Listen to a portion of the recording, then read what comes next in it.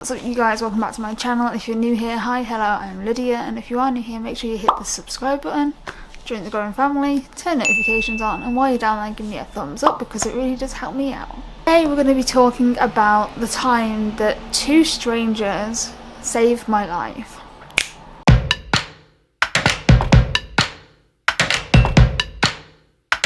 So before we get into this video, I do want to put a trigger warning here because I am going to be talking about a very specific method of suicide, and I don't want people to take this as me giving people ideas. I want to share my experience so you don't have to go through it.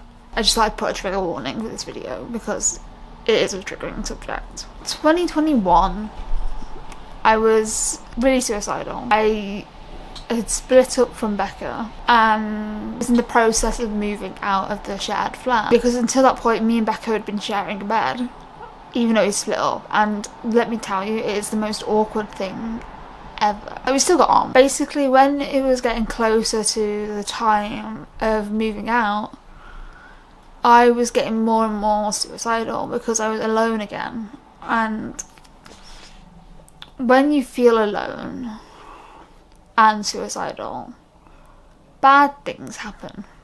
So one day I decided to overdose on my diabetic medication, gliclazide, and I took a bottle of 28. I went out, I climbed over the barrier of a bridge, and I was gonna jump. I was literally about to jump. I put one foot over the edge of it. So out of nowhere, this guy comes behind me and grabs hold of me, round me.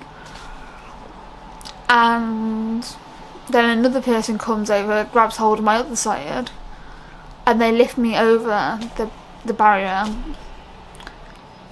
I tried to climb back over, but they grabbed hold of me, and then an unmarked police car and ununiformed officer turned up and put me in handcuffs and leg restraints, so I couldn't do anything.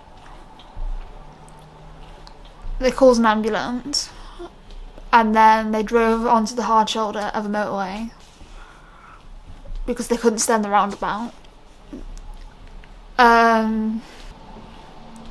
To Dan, the stranger who saved my life. And that's a name I'm never going to forget. Like I said, I was really depressed. There was nothing I could have done that would have prevented that from happening. I was taking my antidepressant, I was taking my antipsychotic, I was taking clonazepam and lorazepam and zolpidem. But I was really depressed, and looking back on it now, I have regrets. I regret that I didn't feel strong enough to reach out for help, because I'm not gonna lie, I am very capable of reaching out for support.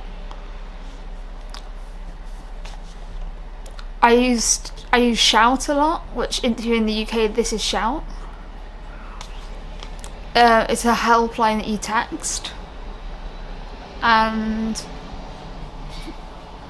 not gonna lie, they send the police a lot, but apart from that, they're a pretty good way of explaining how you're feeling. But I do want to put a disclaimer in the fact that if they think you're at risk, they phone the police. It was just a dark time in my life, really, and if I had to say something, it would be 2020, 2021, 2022, 2019, 2018. Those were some of the worst years of my life. But I wanted to make this video because I do want to say this. It does get better. Now, I haven't self-harmed in over 2 years now, which is fucking incredible. I've gone a whole year with no hospital admissions. This is year number 2. I never thought I'd be sat in this position where I'm not in hospital and I'm not suicidal and everything feels great.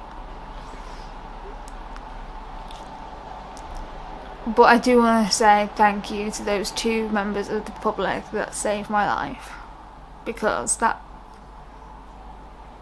literally saved my life. I wouldn't be here if they hadn't turned up. And now, let me tell you, standing on a bridge over a motorway,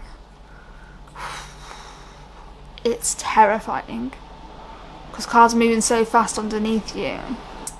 It's a scary experience. If I had to say which suicide attempt traumatised me the most, I would say that one. Because I've been in a car and I've seen people jump off bridges. And when I was younger, I never thought that would be me.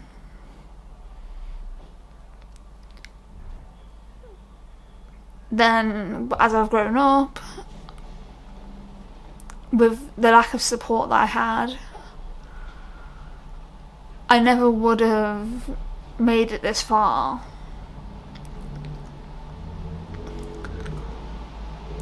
Had it not been for that year-long admission.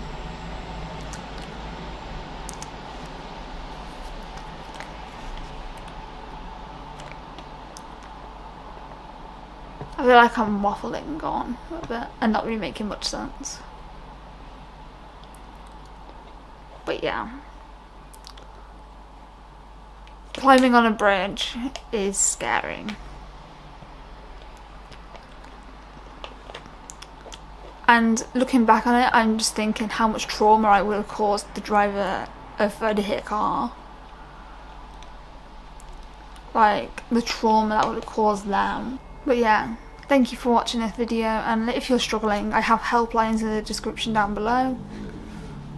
If you Google you can just Google a helpline for whatever you're struggling with, and hopefully that'll help.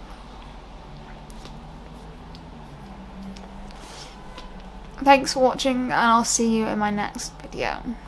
Peace.